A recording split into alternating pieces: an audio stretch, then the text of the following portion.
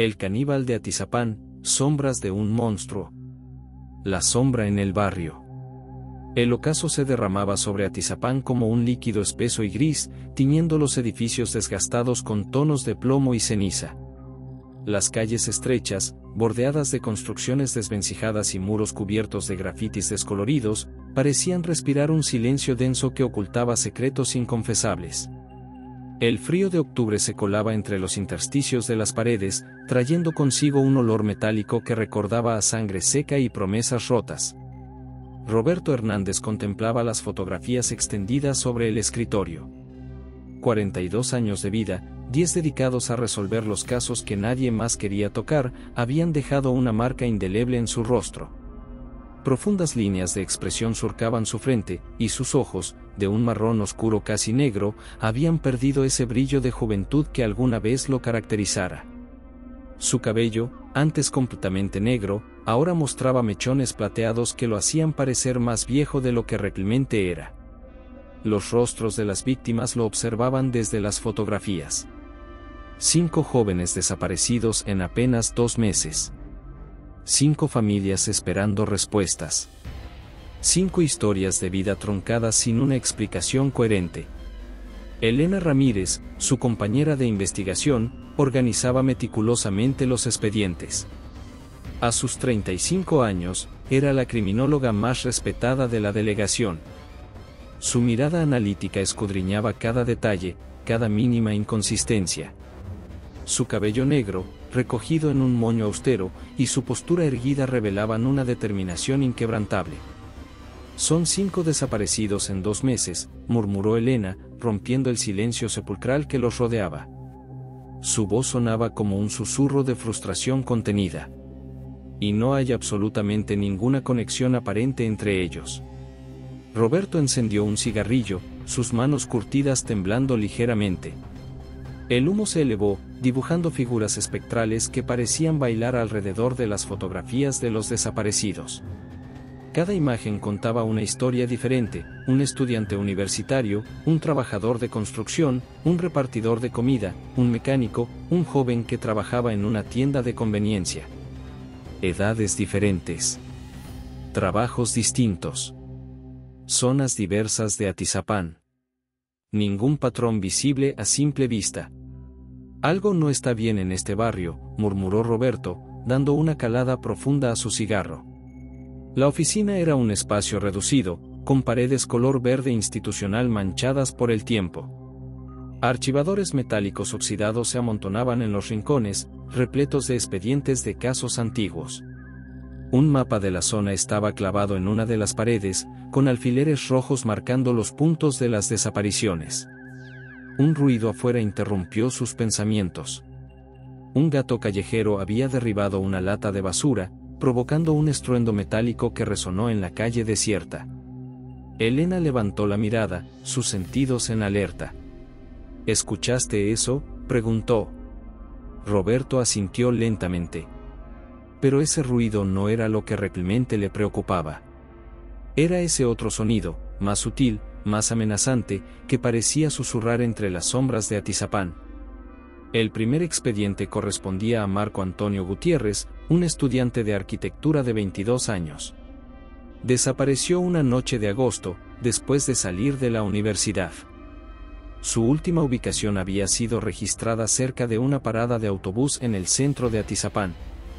La madre de Marco, María González, una mujer de unos 50 años que había envejecido prematuramente por la angustia, los había visitado innumerables veces en la delegación. Sus ojos, hundidos y rojos de tanto llorar, suplicaban justicia. «Mi hijo no era de irse sin avisar», repetía una y otra vez. «Algo le sucedió. Lo siento en mis huesos». Elena había tomado declaración a la familia y a los amigos de cada uno de los desaparecidos. Ninguno reportaba conflictos serios, problemas con drogas o enemigos conocidos. Eran jóvenes comunes, trabajadores, con proyectos de vida. Roberto sacó de un cajón un mapa más detallado de Atizapán. Con chinches rojos marcó cada punto de desaparición. No formaban un patrón geográfico claro, pero algo le decía que existía un principio de conexión que aún no lograban descifrar. Un perfil psicológico comenzaba a formarse en su mente. El responsable de estas desapariciones no era un criminal común. Era alguien meticuloso, calculador, que elegía a sus víctimas con precisión quirúrgica. Un depredador. La noche avanzaba y la única luz en la oficina provenía de una lámpara de escritorio que proyectaba sombras largas sobre los expedientes. El sonido de la lluvia comenzó a golpear suavemente contra las ventanas, como si la propia ciudad de Atizapán llorara por sus hijos perdidos. Roberto apagó su cigarro en un cenicero metálico lleno de colillas. Sus ojos seguían fijos en las fotografías de los desaparecidos. Algo les decía que esta investigación estaba a punto de tomar un giro inesperado. La sombra de un monstruo se cernía sobre Atizapán. Y ellos estaban decididos a encontrarlo. Rastros invisibles. El amanecer llegó a Atizapán como un lienzo gris manchado de dudas y preguntas sin responder. Las primeras luces se filtraban entre los edificios desgastados, revelando una ciudad que parecía despertar de una pesadilla colectiva. La delegación de policía, un edificio de concreto gris ubicado en el corazón del barrio, ya estaba en movimiento. Elena Ramírez había pasado la noche en blanco. Su escritorio, habitualmente ordenado, ahora era un caos de papeles, fotografías y notas manuscritas. Tazas de café vacías se amontonaban en los bordes, testimonios silenciosos de una noche de investigación intensa. Los expedientes de los 5 desaparecidos estaban desplegados como un rompecabezas macabro. Cada documento, cada fotografía, cada informe parecía susurrar secretos que aún no lograban descifrar. Marco Antonio Gutiérrez. 22 años. Estudiante de arquitectura. Desaparecido el 15 de agosto. Carlos Rodríguez. 25 años. Trabajador de construcción. Desaparecido el 22 de agosto. Javier Mendoza. 19 años. Repartidor de comida. Desaparecido el 5 de septiembre. Luis Hernández. 27 años. Mecánico. Desaparecido el 18 de septiembre. Diego Vega. 23 años. Empleado de tienda de conveniencia. Desaparecido el 30 de septiembre. 5 vidas. 5 historias. 5 familias esperando respuestas. Elena bebió un sorbo de café recalentado, su rostro reflejando la fatiga acumulada. Había revisado cada detalle decenas de veces, buscando el hilo conductor que uniera estos casos aparentemente inconexos. Un perfil psicológico comenzaba a tomar forma en su mente. El responsable no era un asesino común. Era alguien meticuloso, paciente, con un conocimiento profundo de la zona y de sus víctimas. Alguien que sabía moverse en las sombras de Atizapán sin levantar sospechas. Roberto entró a la oficina, trayendo consigo el olor a cigarrillo y café recién hecho. Sus ojos, hundidos por la falta de sueño, escanearon rápidamente los documentos desplegados. ¿Algo nuevo?, preguntó, dejando una bolsa de papel con pan dulce y más café. Elena señaló una serie de mapas y anotaciones. Cada desaparición ocurrió en diferentes zonas de Atizapán. Diferentes días. Diferentes horarios. Sin un patrón aparente. Roberto se acercó, estudiando la información. Su dedo índice recorrió los puntos marcados en el mapa, como si pudiera encontrar alguna conexión oculta. No es casualidad, murmuró. Nadie desaparece 5 veces sin que haya algo más. La investigación los había llevado a entrevistar a familiares y amigos de cada uno de los desaparecidos. Historias similares comenzaban a emerger. Jóvenes trabajadores. Sin antecedentes criminales. Sin problemas aparentes. María González, la madre de Marco Antonio, había sido especialmente insistente. Su dolor se había transformado en una determinación feroz por encontrar la verdad. Mi hijo no era de irse sin avisar, repetía en cada entrevista. Conocía cada rincón de Atizapán. Sabía cuidarse. Algo le sucedió. Las declaraciones de los padres coincidían en un punto: sus hijos no eran del tipo que desaparecería voluntariamente. Eran jóvenes responsables, con proyectos de vida, con familia. Elena comenzó a reorganizar los expedientes, buscando alguna conexión que hubiera pasado desapercibida. Sus manos expertas clasificaban documentos, comparando información, buscando el más mínimo detalle que pudiera ser relevante. Un nombre comenzó a surgir entre los rumores del barrio. Un nombre que nadie mencionaba abiertamente, pero que flotaba en el ambiente como un susurro amenazante. Daniel Vázquez. Un carnicero local de 45 años. Discreto. Solitario. Sin familia conocida. Había trabajado en varios mataderos de la región antes de establecer su pequeña carnicería en Atizapán. Roberto había comenzado a investigar su pasado. Periodos de tiempo inexplicables. Trabajos abandonados. Mudanzas repentinas. Era como si Daniel hubiera estado borrando sistemáticamente su propia historia. Es extraño, comentó Roberto mientras revisaban los registros. Es como si hubiera estado construyendo una identidad completamente nueva cada pocos años. Las primeras investigaciones no arrojaban conexiones directas con los desaparecidos. Pero algo en la mirada de Daniel, algo en su forma de moverse por el barrio, generaba una sensación de incomodidad. Elena comenzó a realizar un análisis psicológico más profundo.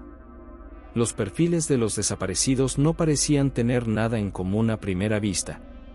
Diferentes edades. Diferentes trabajos. Diferentes círculos sociales. Pero algo los unía. Un hilo conductor invisible que aún no lograban descifrar. Un detalle llamó su atención. Todos habían sido vistos por última vez cerca de zonas comerciales. Zonas donde un trabajador como Daniel Vázquez podría moverse sin levantar sospechas. La investigación entró en una nueva fase. Vigilancia discreta. Seguimiento de movimientos. Análisis de patrones. Roberto contactó con antiguos colegas en otros municipios. Comenzaron a surgir rumores. Casos similares en años anteriores. Desapariciones sin resolver que nadie había conectado. Es como si hubiera estado operando en las sombras durante años, comentó uno de sus contactos. La tensión en la delegación era palpable. Cada día sin respuestas era un día más de dolor para las familias. Cada hora que pasaba, las posibilidades de encontrar con vida a los desaparecidos disminuían. Elena miró a Roberto. Ambos sabían que estaban cerca de algo. Cerca de descifrar el misterio que se ocultaba en las calles de Atizapán. La sombra de Daniel Vázquez comenzaba a crecer. Y ellos estaban decididos a revelar la verdad, sin importar el costo. El primer rastro. El amanecer se filtraba entre las nubes grises de Atizapán, proyectando sombras largas sobre el terreno baldío que marcaría un punto de inflexión en la investigación más oscura de la historia reciente del suburbio. El terreno, cubierto de maleza seca y basura dispersa, parecía un lienzo abandonado donde el destino finalmente revelaría sus secretos más siniestros. El equipo forense trabajaba con una precisión casi quirúrgica. Hombres y mujeres vestidos con trajes blancos de protección se movían como fantasmas sobre el terreno, cada uno concentrado en su tarea específica. Palas pequeñas removían la tierra, tamices finos separaban cada partícula, buscando el más mínimo indicio que pudiera arrojar luz sobre los desaparecidos. Elena Ramírez observaba la escena con una intensidad que rayaba en la obsesión. Su mente, una máquina de análisis permanente, procesaba cada detalle, cada movimiento. Junto a ella, Roberto Hernández fumaba su tercer cigarrillo de la mañana, el humo mezclándose con el frío ambiente de octubre. Aquí hay algo, pronunció de pronto Juan Martínez, el forense principal, levantando con pinzas un fragmento óseo apenas visible entre la tierra reseca. El silencio que siguió fue ensordecedor. Todos los presentes contuvieron la respiración. Un hueso no era simplemente un resto, era un testigo silencioso, un fragmento de una historia que clamaba por ser revelada. Los análisis posteriores en el laboratorio confirmarían lo que en ese momento solo era una esperanza: el fragmento pertenecía a Miguel Ángel Sánchez, el primero de los jóvenes desaparecidos. Un muchacho de 22 años, estudiante de ingeniería, desaparecido hace 2 meses sin dejar rastro. Pero lo verdaderamente escalofriante llegó con el informe forense detallado. El hueso no mostraba solo los signos típicos de degradación o descomposición. Presentaba una marca peculiar, casi como una firma macabra dejada por el asesino. «Mira esto», dijo Elena a Roberto, señalando una serie de cortes precisos en el fragmento óseo. No eran marcas aleatorias producidas por la descomposición natural o por animales. Eran cortes sistemáticos, realizados con un instrumento extremadamente afilado y con una precisión quirúrgica. El perfil del asesino comenzaba a tomar forma. No era un criminal común. Era alguien con conocimientos específicos, con una habilidad técnica que iba más allá del simple impulso asesino. Alguien que trataba los cuerpos como si fueran material de estudio, como si cada víctima fuera parte de un macabro experimento. Roberto encendió otro cigarrillo, sus manos ligeramente temblorosas. En 20 años de carrera había visto de todo, pero este caso era diferente. Había algo profundamente perturbador en la metodología del asesino. Las entrevistas con la familia de Miguel Ángel aportarían más datos inquietantes. Sus padres, Fernando y Rosa Sánchez, 2 trabajadores incansables de clase media, describían a su hijo como un joven brillante, responsable, sin enemigos conocidos. Era un muchacho tranquilo, repetía Fernando, sus manos curtidas por años de trabajo en la construcción temblando mientras hablaba. Nunca llegaba tarde, siempre avisaba. Desaparecer no era propio de él. Rosa, por su parte, no podía contener el llanto. Cada lágrima era un recordatorio del dolor inexplicable de perder a un hijo sin saber su destino. Elena tomaba notas meticulosamente. Cada detalle, por mínimo que pareciera, podría ser crucial. Su método de trabajo era conocido en el departamento, nada era insignificante, todo podía ser una pista. Los análisis de ADN tardarían en llegar, pero el fragmento óseo ya había proporcionado información valiosa. Los cortes, la precisión, sugerían a alguien con conocimientos anatómicos profundos. Un carnicero, un médico, alguien familiarizado con la anatomía humana y animal. Un nombre comenzaba a resonar entre los investigadores: Daniel Vázquez, el carnicero local. Un hombre discreto, sin familia conocida, con un pasado difuso que parecía deliberadamente construido para no revelar nada. Roberto y Elena intercambiaban miradas. No era suficiente aún para una orden de arresto, pero era el primer rastro concreto en una investigación que parecía hundirse en la oscuridad. El terreno baldío, testigo silencioso del descubrimiento, seguía allí. La maleza se movía suavemente con el viento, como si guardara más secretos, como si tuviera más historias que contar. La ciudad seguía su ritmo, ajeno al drama que se desenvolvía. Autobuses repletos de gente, niños en las escuelas, trabajadores dirigiéndose a sus empleos. Nadie imaginaba que en algún lugar, entre las sombras de Atizapán, un depredador había dejado su primera marca, su primera señal. El primer rastro había sido encontrado. Y con él, la certeza de que la verdad, por más oscura que fuera, eventualmente saldría a la luz. Conexiones oscuras. El expediente de Daniel Vázquez era como un rompecabezas incompleto, con piezas que se resistían a encajar. Cada página revelaba más preguntas que respuestas, como si la vida misma de Daniel hubiera sido diseñada para confundir y despistar. En la pequeña oficina de investigación, Elena desplegó sobre el escritorio una cronología meticulosamente construida. Fotografías, documentos antiguos, recortes de periódicos, formaban un mosaico que poco a poco revelaba los contornos de una existencia enigmática. Daniel Vázquez. 45 años. Nacido en un pueblo pequeño de Michoacán, un lugar tan insignificante que ni siquiera aparecía en los mapas más detallados. Los registros de su infancia eran escasos, casi inexistentes. Como si hubiera surgido de la nada, sin historia, sin raíces. Sus primeros trabajos habían sido variados y dispersos. Un año como ayudante de mecánico en Morelia, otro como vigilante nocturno en un almacén en Guadalajara, luego como trabajador migrante en los campos agrícolas del norte. Ningún trabajo duraba más de 12 meses. Siempre se movía, siempre desaparecía sin dejar rastro. Es como si estuviera borrando constantemente su propia historia, murmuró Elena a Roberto, quien revisaba los documentos con una lupa profesional. El punto de inflexión parecía ser su llegada a Atizapán hace 15 años. Un día apareció en el pequeño barrio, sin referencias, sin contactos previos. Su hermano mayor, Carlos Vázquez, había muerto años atrás en circunstancias poco claras. Un accidente de trabajo, decían los documentos oficiales. Pero algo en esa historia no terminaba de convencer. La carnicería había sido su ancla en el barrio. Un negocio familiar heredado, supuestamente, aunque nadie recordaba haber conocido a los supuestos familiares anteriores. Daniel trabajaba solo, con una precisión casi matemática. Sus cortes eran perfectos, sus técnicas impecables. Los vecinos lo describían como un hombre reservado pero educado. Siempre saludaba, nunca generaba conflictos. Un fantasma social que pasaba desapercibido, como si su verdadera existencia transcurriera en otro plano, invisible para los demás.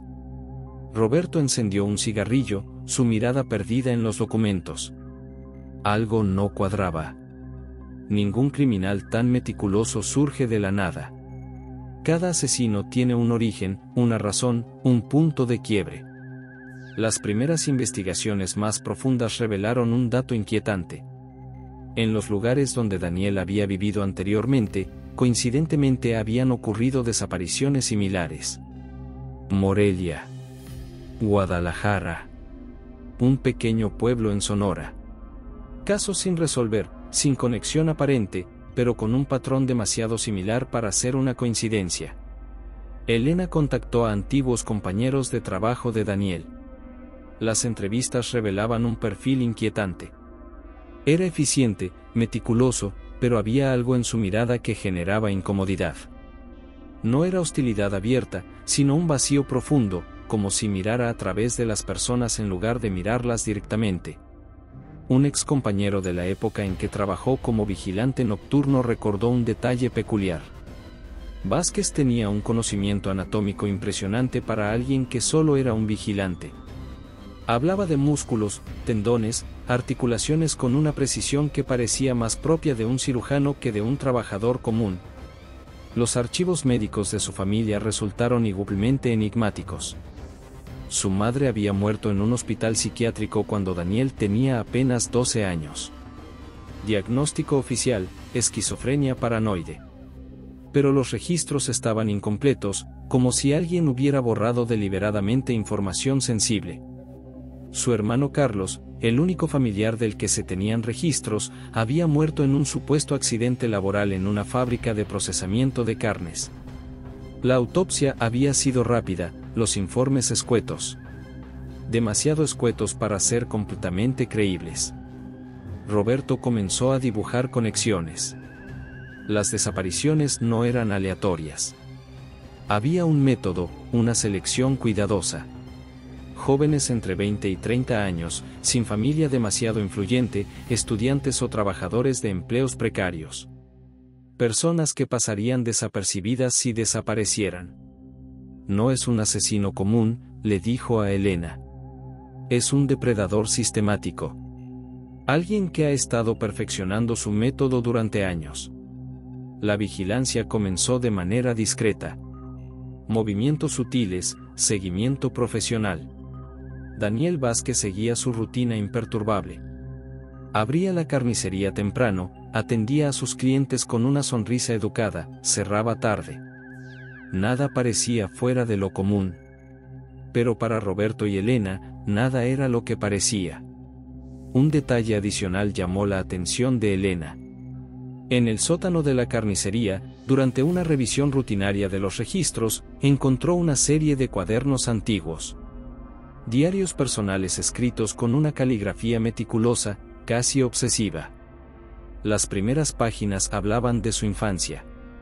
Recuerdos fragmentados de una madre enferma, de un padre ausente. Pero entre líneas se filtraba algo más oscuro. Una fascinación temprana por la anatomía, por entender cómo funcionaban los cuerpos por dentro. La carne es solo un envoltorio, decía en una de las páginas. Lo verdaderamente interesante está debajo, en las estructuras que nos sostienen, en los mecanismos que nos dan forma. Palabras que helaban la sangre, escritas con la precisión de alguien que no ve a los seres humanos como personas, sino como objetos de estudio. La investigación continuaba. Cada día revelaba una capa más de la compleja personalidad de Daniel Vázquez.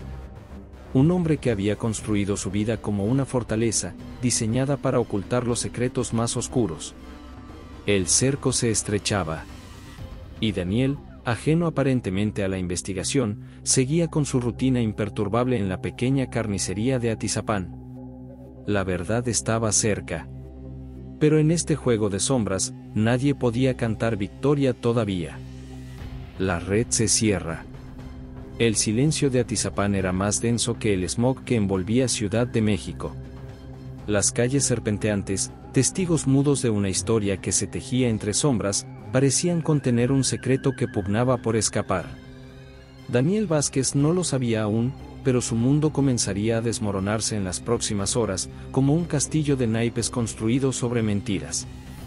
La vigilancia de Roberto Hernández y Elena Ramírez era meticulosa, casi quirúrgica.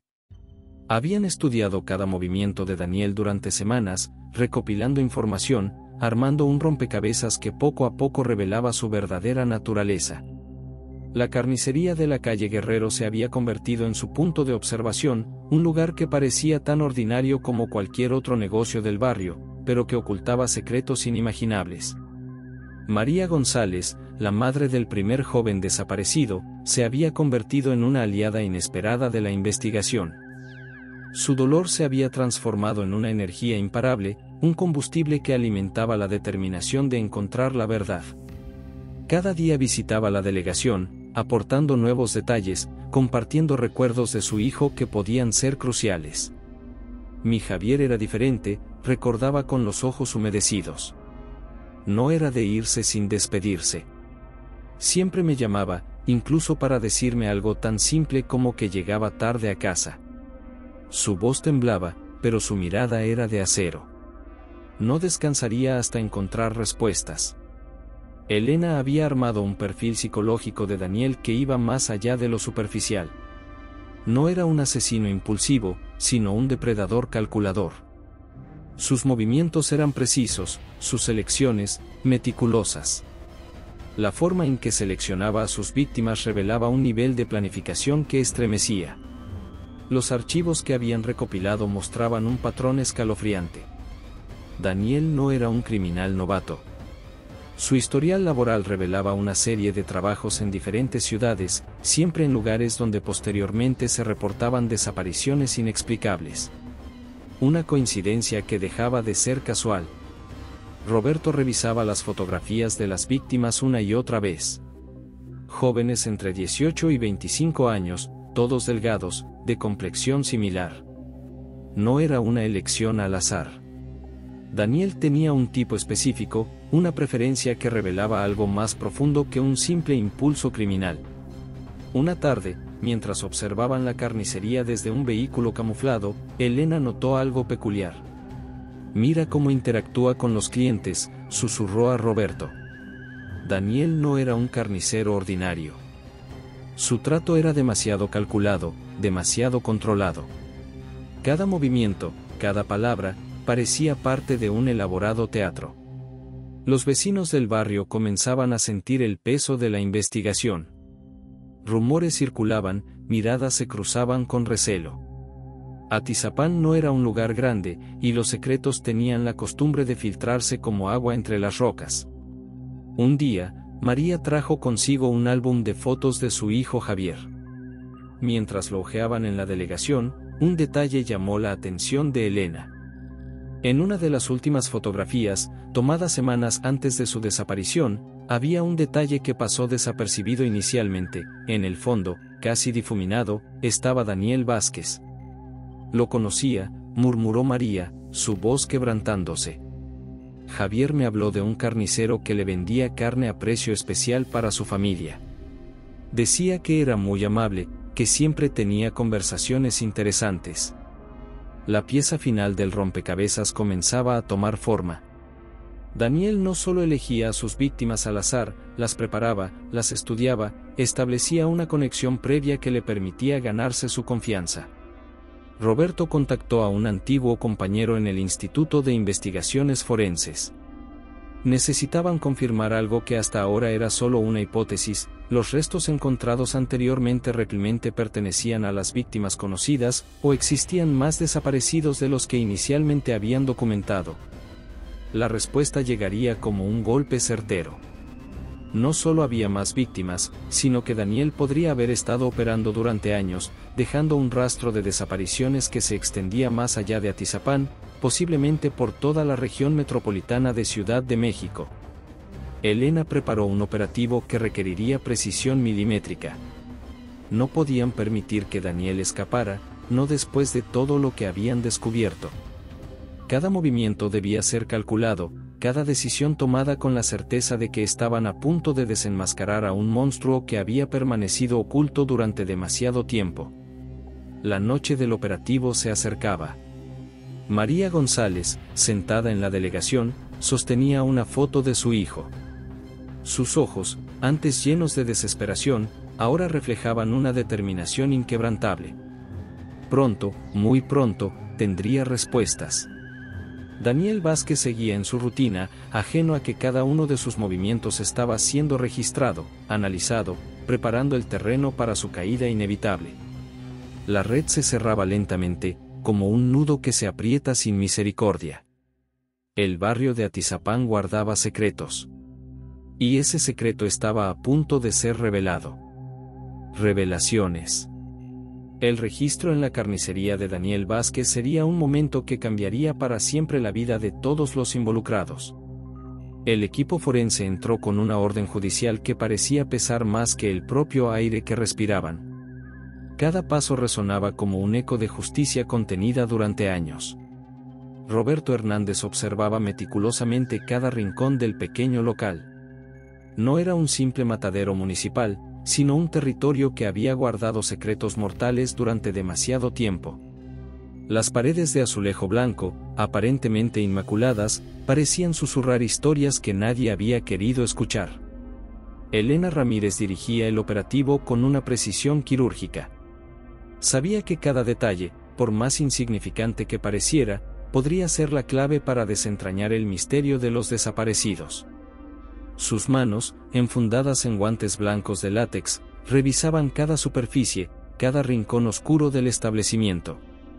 Lo primero que llamó la atención fue un pequeño cuarto trasero, separado del área principal de la carnicería. La puerta, aparentemente normal, tenía un sistema de cierre que no correspondía a un simple almacén. Era más complejo, más seguro. Como si estuviera diseñado para mantener algo alejado de miradas curiosas. Cuando lograron abrir el espacio, el silencio se hizo sepulcral. Las paredes estaban forradas con una combinación de materiales que no correspondían a un espacio típico de trabajo: paneles de aislamiento acústico, restos de materiales quirúrgicos, y una serie de herramientas que distaban mucho de ser utensilios de carnicero. María González, que había insistido en estar presente durante el registro, contuvo un grito cuando los primeros hallazgos comenzaron a revelarse. Fotografías de decenas de jóvenes cubrían una pared. No eran simples imágenes, sino un catálogo meticulosamente organizado. Cada foto estaba marcada con fechas, notas y lo que parecían ser coordenadas. «Es como un museo del horror», murmuró uno de los investigadores forenses, su voz quebrantándose. Las evidencias se acumulaban como capas de una pesadilla que finalmente encontraba luz. Archivos digitales en un ordenador viejo, documentos personales de las víctimas, objetos que parecían trofeos, un reloj, una credencial escolar, un mechón de cabello guardado en bolsas de plástico transparente. Elena comenzó a reconstruir el perfil psicológico de Daniel. No era un asesino común. Su meticulosidad iba más allá de un simple impulso criminal. Cada víctima había sido estudiada, seleccionada con una precisión que recordaba más a un científico que a un delincuente. Los informes forenses preliminares revelaban detalles escalofriantes. Las técnicas de corte en los restos óseos encontrados anteriormente no eran aleatorias. Mostraban un conocimiento anatómico profesional, casi académico. Daniel no solo mataba, sino que parecía estudiar a sus víctimas con una frialdad que desafiaba cualquier comprensión humana. Roberto encontró algo más. Entre los documentos, había registros de viajes, movimientos que coincidían con desapariciones en diferentes estados de México. Daniel no era un criminal local, era un depredador que había estado moviéndose estratégicamente durante años. María González no podía apartar la mirada de las fotografías. Su hijo, Javier, estaba entre ellas. La imagen que alguna vez representó alegría y juventud, ahora era parte de un catálogo macabro. Sus ojos, antes llenos de lágrimas, ahora reflejaban una determinación de hierro. «Queremos justicia», susurró, más para sí misma que para los investigadores. El análisis de los archivos digitales reveló una red más compleja. Daniel no actuaba solo. Había comunicaciones cifradas, referencias a otros individuos, una estructura que sugería algo más que los crímenes de un solo hombre. Un detalle particularmente inquietante surgió de los documentos: Daniel había trabajado anteriormente en instituciones médicas. No como doctor, sino en áreas de logística y mantenimiento. Lugares que le proporcionaron conocimiento sobre procedimientos, acceso a instalaciones, y una comprensión de sistemas que facilitaban su macabra actividad. Las familias de los desaparecidos comenzaron a llegar a la delegación. Cada una con una historia, cada una con un dolor que parecía infinito. No eran solo números en un expediente, eran historias de vida truncadas, sueños robados. Un psicólogo especializado en perfilamiento criminal fue llamado para analizar los hallazgos. Sus conclusiones fueron demoledoras. Daniel no era un asesino por impulso, era un depredador calculador que había convertido el asesinato en una especie de arte macabro. Los medios de comunicación comenzaron a filtrar información. El caso de El caníbal de Atizapán estaba a punto de convertirse en uno de los casos criminales más sonados de la década. Pero para Roberto, Elena y María, no era un titular, era la búsqueda de una verdad que había permanecido oculta durante demasiado tiempo. La noche caía sobre Atizapán. Las calles que habían sido testigo silencioso de tanto dolor comenzaban a respirar de una manera diferente. La justicia no era solo una palabra vacía, era un proceso que apenas comenzaba. Daniel Vázquez, ahora detenido, guardaba silencio. Sus ojos, antes calculadores, ahora parecían un abismo vacío. ¿Qué secretos más guardaba? ¿Cuántas historias más esperaban ser reveladas? La investigación estaba lejos de terminar. Era solo el comienzo de un viaje que prometía desenterrar verdades que muchos preferirían mantener sepultadas. El monstruo había sido capturado, pero las cicatrices que había dejado persistirían mucho más allá de los muros de una celda. Confrontación. La noche se había convertido en el aliado perfecto de Daniel Vázquez durante años. Pero esa noche en particular sería diferente. La oscuridad que antes lo había protegido ahora amenazaba con convertirse en su tumba. Roberto Hernández y Elena Ramírez habían pasado semanas desentrañando cada detalle de la vida de Daniel. Habían seguido cada rastro, cada rumor, cada pequeña pista que los acercaba a la verdad. La carnicería, que alguna vez fue su refugio, ahora era el epicentro de una investigación que prometía revelar los horrores más oscuros de un asesino calculador. El barrio de Atizapán dormía inquieto. Las calles estrechas, testigos silenciosos de años de desapariciones, parecían contener un aliento contenido. Los vecinos, que antes habían ignorado los rumores, ahora miraban con recelo cada sombra, cada movimiento sospechoso. Elena revisaba por última vez el expediente. Las fotografías de las víctimas la miraban desde el escritorio, rostros jóvenes y esperanzados, ahora reducidos a expedientes policiales. 5 desaparecidos confirmados, pero la sospecha era que el número podría ser mucho mayor. Daniel Vázquez no era un asesino común, era un depredador meticuloso que había perfeccionado su arte durante años. «Está cerca», murmuró Roberto, ajustando su pistola dentro de la funda. Sus ojos, curtidos por años de investigación, escaneaban los mapas y fotografías pegados en la pared de la oficina. Cada pin rojo representaba un punto de desaparición, cada línea trazada con tinta negra revelaba un patrón macabro. María González, la madre del primer desaparecido, había sido fundamental en la investigación. Su dolor se había transformado en una determinación feroz que había ayudado a Roberto y Elena a seguir adelante cuando todo parecía perdido. Ahora esperaba en la estación de policía, su mirada fija en la puerta, esperando justicia. La información había llegado de manera inesperada. Un antiguo empleado de la carnicería, aterrorizado por lo que sabía, había dado un dato crucial. Daniel no solo trabajaba en la carnicería, utilizaba su conocimiento de cortes y anatomía para algo mucho más siniestro. Los análisis forenses habían confirmado lo peor.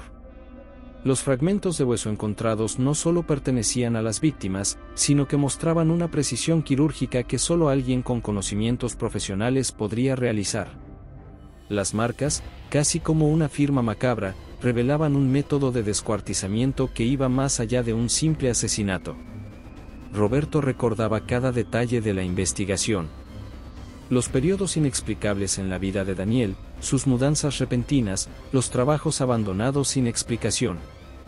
Era como si el hombre hubiera estado constantemente borrando su propia historia, dejando solo rastros fantasmales. Elena interrumpió sus pensamientos. «Es hora», dijo simplemente. El operativo estaba meticulosamente planeado. Varios equipos de la policía se posicionarían estratégicamente alrededor de la carnicería. No querían que Daniel tuviera ninguna posibilidad de escape. La noche era especialmente oscura. Una niebla espesa se adhería a las calles estrechas de Atizapán, como si la propia ciudad quisiera ocultar los horrores que estaban por descubrirse. Las luces de los patrulleros cortaban la penumbra, sus sirenas silenciadas para no alertar al sospechoso. Daniel Vázquez no sabía que su mundo estaba a punto de derrumbarse. Lo encontraron en el sótano de la carnicería. Un espacio que inicialmente parecía ser un simple almacén de implementos de trabajo, pero que escondía un secreto más oscuro. Estanterías metálicas, ganchos para colgar carne, y un olor a antiséptico que no concordaba con un simple matadero. «Daniel Vázquez, está usted arrestado», gritó Roberto, su voz resonando en el espacio cerrado. Por un momento, todo se detuvo. Daniel los miró con una calma que resultaba escalofriante. No había sorpresa en sus ojos, solo una especie de resignación calculada. Elena dio un paso adelante, su mano cerca de su arma. «Sabemos todo», dijo. «Cada desaparición, cada asesinato». La confesión no llegaría fácilmente. Daniel era un predador acostumbrado a ser el cazador, no la presa. Pero la evidencia era abrumadora. Fotografías de las víctimas, objetos personales guardados como trofeos, fragmentos de ADN que lo conectaban directamente con los asesinatos. El enfrentamiento fue tenso. Daniel intentó escapar, utilizando su conocimiento del espacio y su agilidad. Pero Roberto y Elena lo habían acorralado. Cada movimiento de Daniel era anticipado, cada ruta de escape bloqueada. Cuando finalmente lo esposaron, algo cambió en su mirada. No era miedo lo que reflejaban sus ojos, sino una especie de vacío profundo. Como si la captura fuera simplemente otra etapa en un plan más elaborado.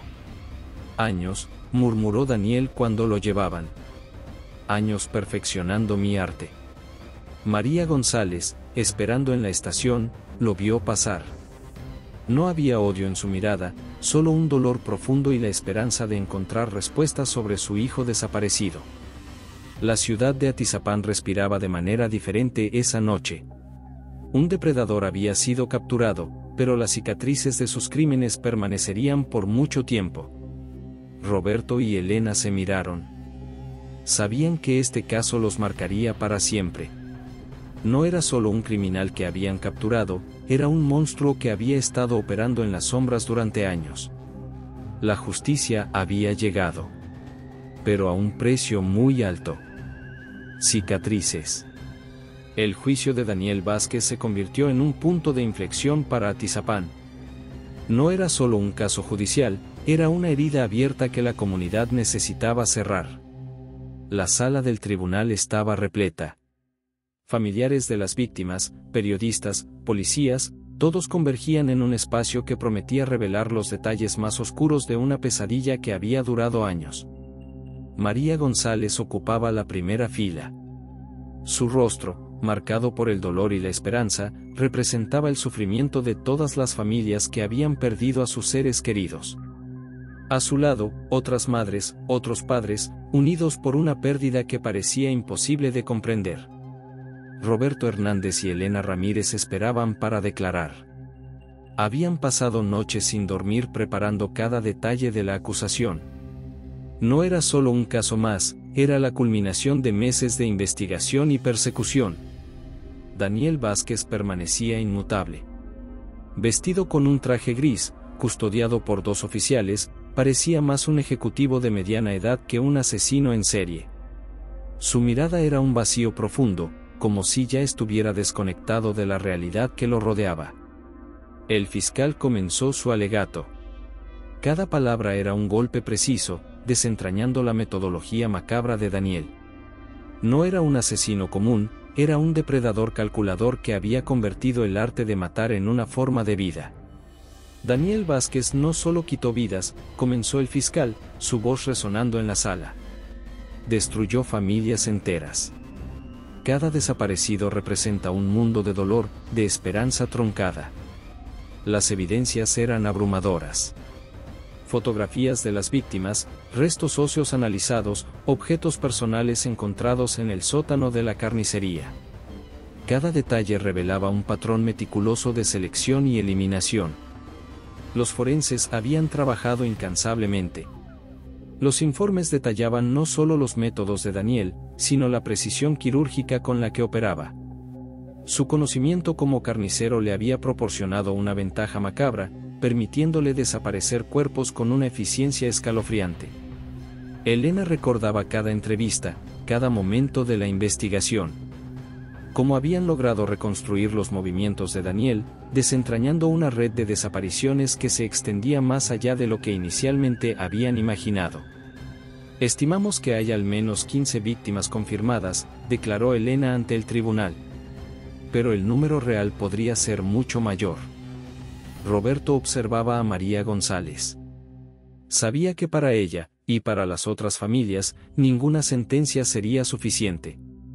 La pérdida de un hijo no se compensa con años de prisión.